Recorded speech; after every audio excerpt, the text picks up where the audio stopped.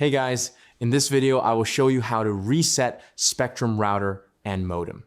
All right, let's begin. If your Spectrum Wi-Fi keeps dropping or slowing down, a proper reset can resolve these connectivity issues. Start by unplugging both the modem and router from their power sources. It is important to wait at least 60 seconds to allow the hardware to fully power down. This clears temporary data and resets your network session. After the minute has passed, plug the power cable back into the modem only.